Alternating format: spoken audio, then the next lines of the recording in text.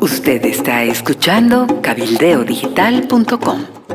A continuación, el informe especial con Zulema Alanes. Hola, soy Zulema Alanes y hoy quiero hablar sobre un tema que ha estado rondando en nuestras cabezas. Me estoy refiriendo al fantasma del voto rural que empezó a instalarse nuevamente en el escenario electoral. Sucede que en medio de la preocupación por una eventual dispersión del voto entre las opciones que se enfrentarán el próximo 3 de mayo al movimiento al socialismo, la distribución de escaños en la Asamblea Legislativa empezó a convertirse en otro campo de batalla para el electorado. Desde el 2010, con la aprobación de la ley del régimen electoral, la ley 026, y la otra norma que se refiere a la distribución de escaños, las reglas de la asignación de los escaños inclinaron la balanza en favor del voto rural. Con estas reglas, el MAS logró controlar la Asamblea Legislativa con 2/3 de los votos, tanto en la Cámara de Diputados como en la Cámara de Senadores. Y como todos ya lo sabemos, esto ocurrió durante 2 gestiones sucesivas. Pero también en reiteradas oportunidades el MAS apeló de manera sistemática a lo que denominaban el voto oculto del campo. Con esa idea, en varias oportunidades se autoproclamaron como ganadores de algunos triunfos electorales, incluida la fraudulenta elección, la última, la de octubre de 2019. A ver, ¿qué ha pasado? ¿Por qué ha ocurrido esto? La distribución de escaños se diseñó en base al Censo Nacional de Población de 2012. Como ustedes saben, ese censo registró una población de 10.059.856 habitantes. De ese total, el 67.5% vive en el área urbana y el 32.5% en el área rural. Sin embargo, el reglamento de distribución de circunscripciones de 2014 establece que del total de 63 circunscripciones uninominales, 27 solamente están en áreas urbanas y 36 están en zonas rurales, a las que se suman las 7 circunscripciones especiales indígenas, haciendo un total de 43 diputaciones rurales. Ojo, nos estamos refiriendo a las circunscripciones uninominales. Según esta distribución, el 70% de los electores urbanos, es decir, quienes estamos viviendo en las ciudades, solo elegiremos el 50% del total de los escaños uninominales. Esto, según el analista Carlos Cordero, muestra efectivamente asimetrías en la representación urbano-rural. Pero él mismo lo destaca, estas asimetrías han sido aceptadas socialmente y han sido validadas políticamente y, hay que decirlo claramente, fueron aprovechadas por el MAS. Carlos Bert, un jurista, también analista, tiene otras percepciones del asunto y asegura que la conclusión a la que llega Carlos Cordero no es absoluta, no es del todo cierto, porque no toma en cuenta el concepto de urbano, que es aplicado por el Instituto Nacional de Estadísticas y que incluye a poblaciones con más de 2.000 habitantes, mientras que lo rural se refiere a las poblaciones con menos de 2.000 habitantes. Aplicando este concepto del urbano, nos dice Carlos Bert, gran parte de las circunscripciones provinciales aglutinan a población urbana y rural, y además varias de ellas son predominantemente urbanas. Vamos a ver algunos ejemplos. La circunscripción 4 de Chuquisaca, por ejemplo, que incluye el municipio de Monteagudo, cuya población es casi 50% urbana. La circunscripción 18 de La Paz es fuertemente urbana por el peso de las ciudades de Patacamaya, Sica y otras. Lo propio sucede en la circunscripción 19, donde figura Viacha, que como todos ustedes saben, ya no es área rural, es una ciudad intermedia y una ciudad importante que está cerca del entorno de la ciudad de La Paz.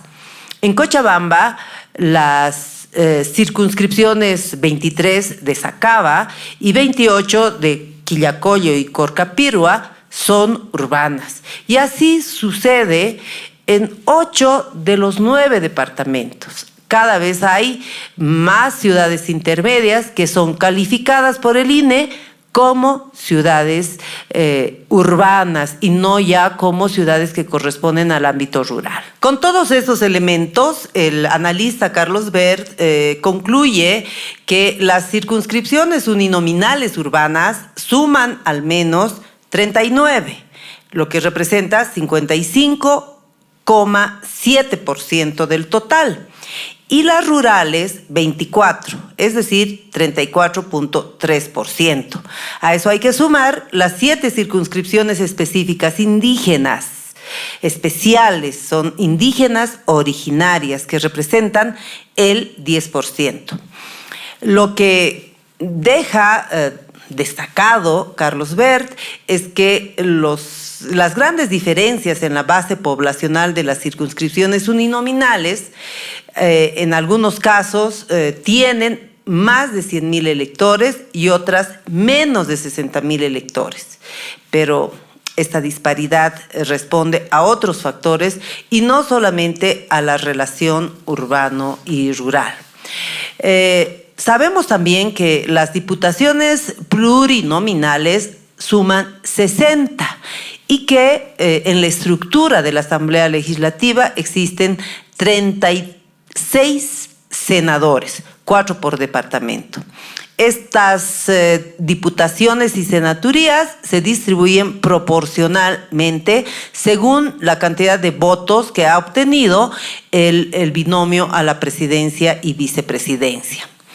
Ahora, aunque hay divergencias todavía y hay preocupación por el peso mayor del voto rural, la definición de un nuevo mapa de asignación de escaños no puede ser inmediata. Debe esperar hasta el siguiente censo de población que está previsto, y no sabemos si se cumplirá esa fecha, para el 2022. O sea que parece que si estamos perdiendo el sueño, lo estamos haciendo en vano. A ver, respecto de esta idea que también ha rondando en nuestras cabezas, el fantasma del fraude, es bueno recordar que la distribución de escaños en la Asamblea Legislativa Plurinacional ahora constituye un desafío mayor en las elecciones generales 2020, porque parece que no será suficiente ganar la elección. También será necesario tener el control de la Asamblea Legislativa y para ello, volvemos al principio, la lucha ciudad-campo puede ser decisiva. En el primer gobierno de Evo Morales, entre 2006 y 2010, la Cámara Alta tenía mayoría opositora, pero luego, por 2 gestiones legislativas sucesivas, entre 2010, 2015 y 2015-2020, el MAS logró 2/3 de voto en la Asamblea Legislativa. Estamos hablando tanto de la Cámara de Diputados como de la Cámara de Senadores. Después del fraude electoral de octubre de 2020, obviamente hay toda una sombra de dudas sobre el prolongado dominio político que la dirigencia política del MAS atribuyó al voto oculto del campo. Y eso lo pongo entre comillas porque lo ha reiterado en varias oportunidades tanto Evo Morales como Álvaro García Linera. De hecho, el 21 de octubre de 2019, cuando la diferencia de votos entre Carlos Mesa y el MAS era de apenas 7 puntos, 38% y 45% respectivamente, Evo Morales declaró, todos lo hemos escuchado, que con los votos en las áreas rurales se iba a garantizar la continuidad del proceso de cambio. Es decir, Morales estaba esperando el triunfo electoral con los votos rurales. En esa misma lógica, en febrero del 2016, Álvaro García Linera aseguró que el voto rural iba a dirimir lo que él llamó el empate técnico a partir de la votación que esperaban obtener a favor del sí en el referéndum constitucional. Todos sabemos que eso no ha ocurrido. También en el 2015, cuando luego de una semana de suspenso, entre opositores y oficialistas se declaraban ganadores en la segunda vuelta para la gobernación del Beni, el candidato del MAS se impuso en la elección con supuestamente los votos rurales, pero para todos existía una cierta sospecha de fraude. La antropóloga y dirigente cocalera de los Yungas, Alison Spedding, considera que hay todo un mito sobre el voto rural a favor del MAS. Y de hecho ella ha pronosticado que en las próximas elecciones se va a hacer visible el descontento del electorado también en el área rural, en aquellas zonas que eran consideradas de dominio total del movimiento al socialismo, porque en su opinión ese voto ha estado condicionado por múltiples factores. Se ha dividido a las organizaciones de base, se ha condicionado la distribución de obras, ha habido un cierto clientelismo político, ha habido persecución de dirigentes, nos recuerda Alison Spedding, y ella considera que todos esos elementos han influido y han distorsionado el resultado electoral. Alison Spedding nos dice que lamentablemente nunca vamos a conocer cuál ha sido la magnitud del fraude electoral porque no se han revelado en el detalle el voto rural de octubre del 2019, pero era evidente que el MAS no logró la votación esperada y al contrario el descontento fue capitalizado por la oposición, ¿no? Entonces, la perspectiva que se plantea es que una vez que ha sido despejado el fantasma del fraude, no hay que temer al fantasma del voto rural. Ha sido como siempre un placer compartir con ustedes. Pues lo haremos de aquí en adelante y espero compartir en otra oportunidad. Este informe ha sido una producción de Cabildeo Digital. Puede visitarnos en YouTube, Facebook, Amalia Pando Cabildeo y en la web cabildeodigital.com.